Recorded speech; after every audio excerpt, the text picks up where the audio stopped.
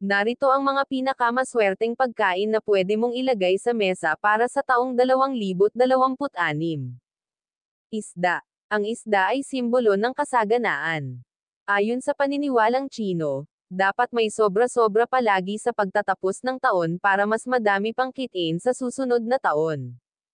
Catfish. Ang catfish sa Chinese ay katunog ng year surplus, kaya ang pagkain nito ay paghahangad ng sobra-sobra sa taon. Dumplings. Ang dumplings ay sumisimbolo ng kayamanan.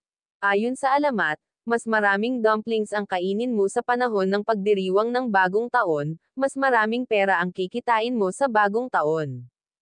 Buong manok. Ang manok ay homophone para na nangangahulugang good luck at prosperity. Ang manok ay karaniwang inihahanda ng buo upang sumimbolo ng unity at holiness, at nangangahulugan din ng a good beginning and end sa taon.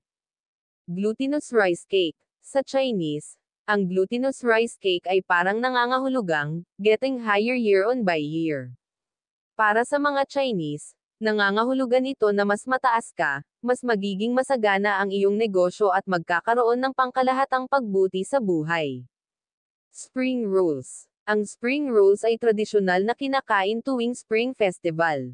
Ito ay isang Chinese New Year dish na lalong popular sa silangang China. Dahil ang fried spring rolls ay kamukha ng gold bars, ito ay naghahatid ng hiling para sa kasaganaan. Sweet rice balls. Ang sweet rice ball ay pangunahing pagkain para sa Lantern Festival sa China. Gayunpaman, sa Timog China, kinakain ito ng mga tao sa buong Spring Festival. Ang pagbigkas at bilog na hugis ng tangyuan ay nauugnay sa reunion at pagiging magkasama. Iyon ang dahilan kung bakit paborito ito ng mga Chinese sa panahon ng pagdiriwang ng bagong taon. Longevity noodles. Ang longevity noodles ay sumisimbolo ng paghahangad ng mahabang buhay. Ang kanilang haba at hindi naputol na paghahanda ay sumisimbolo rin sa buhay ng kumakain. Ito ay isang maswerteng pagkain na kinakain sa Chinese New Year sa Hilagang China. Oranges at mandarin. Ang mga prutas na ito ay simbolo ng kayamanan dahil sa kanilang bilog na hugis at kulay ginto. Ubas. Ang ubas ay simbolo ng kayamanan at kasaganaan. Baboy. Ang baboy ay simbolo ng kasaganaan, lakas, at kapayapaan.